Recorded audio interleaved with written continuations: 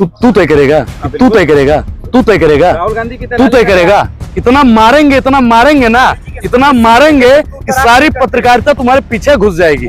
मोदी बोलता है कि वो खाली बुक है जो राहुल गांधी लेकर चलता है। अगर उस संविधान को पढ़ लेते, वो चुनर धानी भूल जाते, वो पुरवा की रवानी भूल जाते। अगर 4 दिन संविधान को पढ़ लेते तो सारी लमतारानी भूल जाते। ऐसे सवाल पूछना, अगर आपके हिसाब से जेल भेजना है तो अनुराग ओझा बोलता रहेगा, दमन में तेरे दम है कितना, देख लिया है देखेंगे, जेल में तेरे जगह है कितना, देख लिया है देखेंगे। जब तक जेल में चना रहेगा, आना जाना लगा रहेगा। सवाल है कि किसान सेफ कब होगा, महिला सेफ कब होगी, युवा सेफ कब होगा, दलित कब सेफ होगा, पिछड़ा कब सेफ होगा, अल्पसंख्यक कब सेफ होगा। मोदी महाराष्ट्र में अब एक नए धर्म युद्ध की आगाज हो चुका है। इसी पर चर्चा करने के लिए हमारे साथ अनुराग ओझा जुड़े हुए हैं।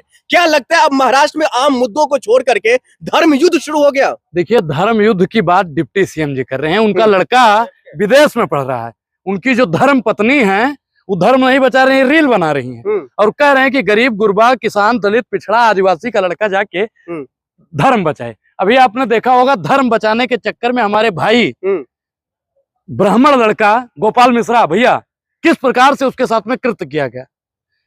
अनुराग ठाकुर का लड़का विदेश में पढ़ेगा, मोदी जी के तो बाल बच्चा नहीं है। आप चाहते हैं कि धर्म बचाना छोड़ दे देश की आम लोग, या फिर धर्म हमारा खतरे में नहीं है, न हिंदू खतरे में है, न मुसलमान खतरे में है। धर्म वर्म खतरे में नहीं है। सिर्फ और सिर्फ राजनीतिक रोटियां सेकने के लिए वर्तमान सरकार कहती है कि धर्म खतरे में है।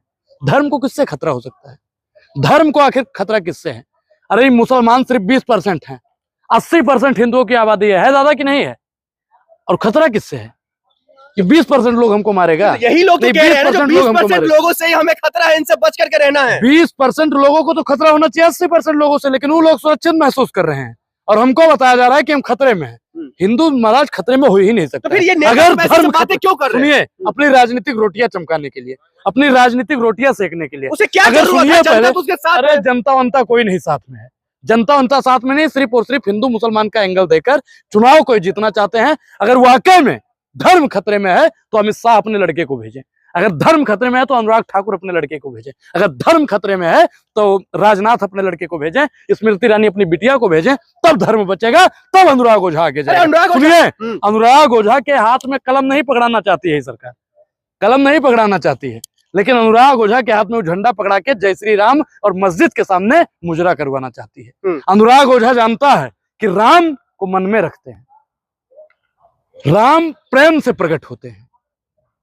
किसी मस्जिद के सामने जाकर जय श्री राम का नारा लगाना, किसी के मस्जिद पर चढ़कर पताका फाड़ने से फिर हमारे सरकार बनाने ही जा रही है महाराष्ट्र में भारतीय जनता पार्टी। देखिए, वो धर्म युद्ध करने की बात करते हैं, सरकार वरकार नहीं बनने वाली है। इस बार महाराष्ट्र की जनता किसके साथ में है दुनिया जान चुकी है, इंडिया गठबंधन के साथ में महाराष्ट्र की जनता है, क्योंकि महाराष्ट्र छत्रपति शिवाजी महाराज की भूमि है। छत्रपति शिवाजी महाराज को किस प्रकार से अपमानित किया गया दुनिया जानती है। मूर्ति बनाया गया, मूर्ति में घोटाला किया गया और 6 महीना के अंदर ही वो मूर्ति गिर जाती है।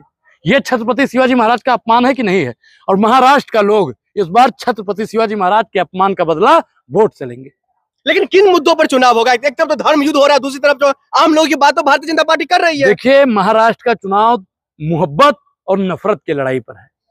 महाराष्ट्र की जनता नफरत का त्याग करके मोहब्बत की ओर जाएगी। इसीलिए तो भारतीय जनता पार्टी कहती है जो हमारी आपसे मेरा एक सवाल है, आपसे मेरा एक सवाल है, आपसे मेरा एक सवाल है, आपसे क्योंकि मैं मोहब्बत फैला रहा हूँ, मैं मोहब्बत फैला रहा हूँ। झूठा भारतीय जनता पार्टी मोहब्बत फैला रहे, कहाँ आप लोग जो है फंसे हुए हैं? तो भारतीय जनता पार्टी कहाँ ने मोहब्बत फंसा की है? अच्छा, अब आपसे पूछें। हाँ पूछिए। रेड कॉर्पोरेट इधर बिछाया हुआ है, इधर कटीले तार हैं, आप किस पर चलना पसंद करेंगे? किस पर चलना पसंद करेंगे? मेरे सवाल का जवाब दीजिए। अरे जनता, देश की जनता को छोड़ दीजिए, आप बताइए कि कारपोरेट पे चलेंगे या तार पे अनुराग ओझा आप बताइए, आप किस पर चलेंगे? मैं तो कारपोरेट पे चलूंगा, आप किस पर चलेंगे? इसका जवाब दीजिए मुझे, आप किस पर चलेंगे? इसका जवाब दीजिए। तो कांटा पर चलेगा कौन आखिर? कांटा पर प्रधानमंत्री नरेंद्र मोदी जी चाहते हैं कि इस देश की जनता हिंदू मुसलमान पर बंटकर उसी कटीले तार पर चलाएं। राहुल गांधी जी कहते हैं कि रेड कॉर्पोरेट मोहब्बत की दुकान है, देश की जनता, देश की तमाम आवाम उस रेड कॉर्पोरेट। सबका साथ सबका विकास मोदी जी कहते हैं, राहुल गांधी नहीं। देखिए, सबका साथ और सबका विकास और सबके विश्वास की अगर बात होती है तो इन्हीं के पार्टी के नेता जिंदा गाड़ देने की बात क्यों करते हैं? मुल्ले कटमुल्ले करने की बात क्यों करते हैं? अगर ये सबका साथ सबका विकास और सबके विश्वास की बात करते हैं तो इलाहाबाद में हमारे भाइयों को क्यों पीटा गया? अगर ये सबका साथ सबका विकास सबके विश्वास की बात करते हैं तो बहुजनों को आए दिन क्यों अपमानित किया जाता है? अगर ये सबका साथ सबका विकास और सबके विश्वास की बात करते हैं तो पत्रकार सच्चाई दिखाता है तो उसके ऊपर एनएसए क्यों लगाया जाता है? अगर ये सबके साथ सबके विकास और सबके विश्वास की बात करते हैं तो किसानों की एमएसपी क्यों नहीं लागू की जाती है? अगर ये सबके साथ सबके विकास और सबके विश्वास की बात करते हैं तो महिला सशक्तिकरण क्यों नहीं होता है? अगर सबका साथ सबका विकास और सबके विश्वास की बात करते हैं तो न्यायालय में करोड़ों फाइलें पेंडिंग में पड़ी हैं, उसका फैसला क्यों नहीं होता है? सबका साथ सबका विकास और सबके विश्वास की अगर ये बात करते हैं तो देश में अराजकता क्यों फैला रहे हैं? अगर सबका साथ सबका विकास और सबके विश्वास की बात करते हैं तो देश में नफरत क्यों फैला रहे हैं? ये बात पूछता है भारत। अराजकता कौन फैला रहा है? भाजपा। भारतीय भाजपा, कैसे कैसे भाजपा, कैसे ये तो भाजपा, बताइए। भाजपा, भारतीय जनता पार्टी तो भाजपा, मोहब्बत बांट रही है, सबको साथ लेने की बात कर रही है। आपके घर में कोई है ब्याह हुआ करने लायक? आप बताइए। नहीं है तो भाजपाई वाले मोहब्बत करते हैं तो कर दीजिएगा। देखिए भाई, मेरा दिमाग उमाग थोड़ा दूसरा टाइप का है, फिर मैं उधेड़ने पे आ जाऊंगा ना। अनुराग ओझा, सवालों का मैं जवाब सवाल नहीं है का आपके जवाब पास, ही दे सवाल रहा का जवाब तो दीजिए। कौन सा भारतीय सवाल है? जनता पार्टी ने क्या नफरत फैलाई क्या है? नफरत? मिथुन चक्रवर्ती ने क्या किया? क्या किया है? आप अच्छा, नहीं गलत जानते। क्या बोला ये बताइए। आप गाड़ देंगे जी? नहीं, गलत क्या बोला गाड़ बताइए। देंगे, गुटी गुटी काटेंगे, उपद्रवियों को छोड़ दिया जाएगा देश में। काटेंगे। उपद्रवियों को छोड़ दिया जाएगा देश में। कानून है कि नहीं है? घुसपैठियों को छोड़ दिया जाएगा बाबा देश साहब में। ने संविधान बनाया कि नहीं बनाया? 1670 कानून हुए उसमें कि नहीं है? बोलिए। है तो वो कानून किस दिन काम आएगा? मिथुन चक्रवर्ती कानून को अपने हाथ में लेंगे?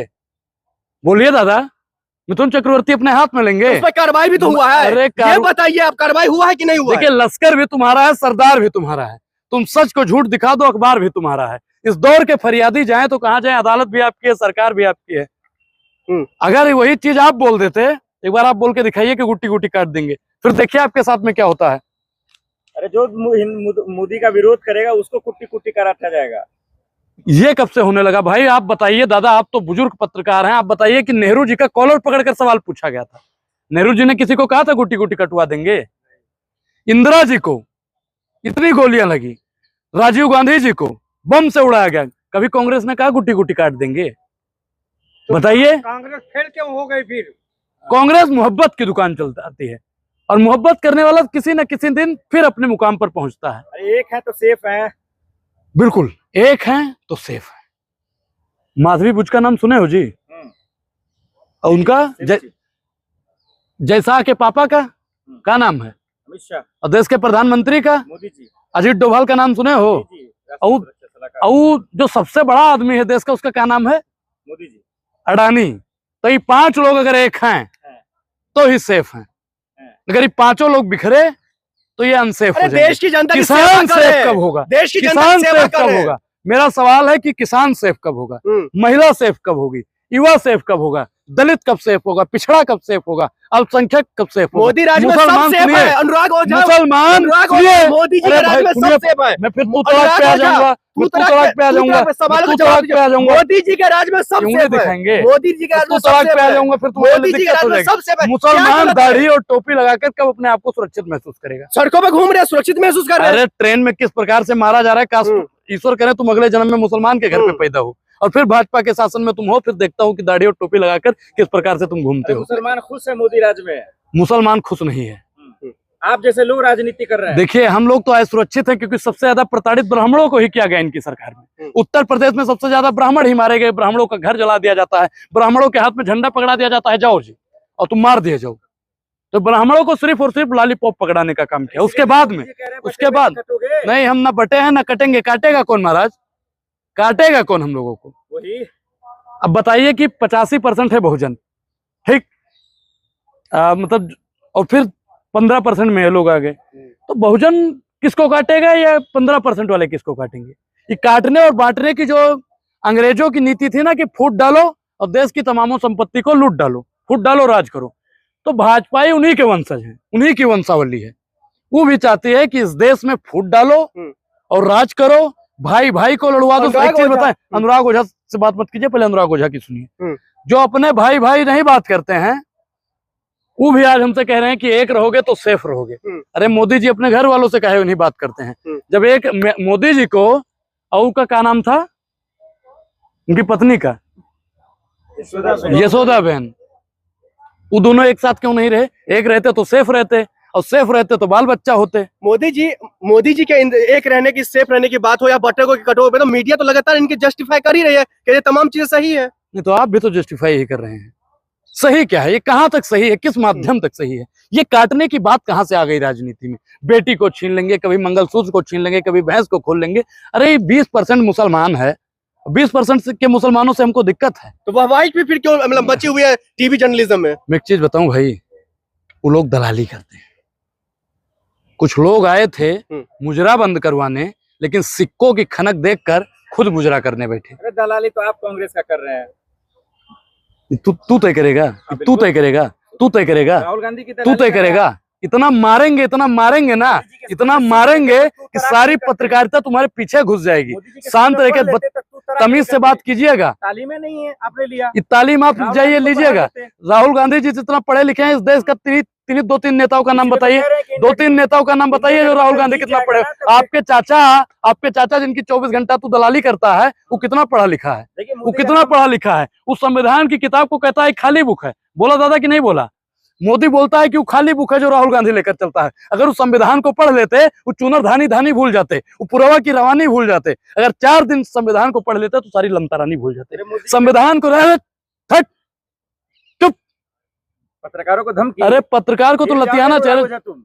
तू जेल भेजेगा, तू जेल भेजेगा। मोदी जी भेजेंगे? मोदी जी क्यों भेजेंगे? अगर लोकतंत्र में आवाज उठाना जेल भेजना है तो अनुराग ओझा बोलता रहेगा। अगर लोकतंत्र से, सत्ता से सवाल पूछना अगर आपके हिसाब से जेल भेजना है तो अनुराग ओझा बोलता रहेगा। दमन में तेरे दम है कितना, देख लिया है देखेंगे। जेल में तेरे जगह है कितना, देख लिया है देखेंगे। जब तक जेल में चना रहेगा, आना जाना लगा रहेगा। बहुत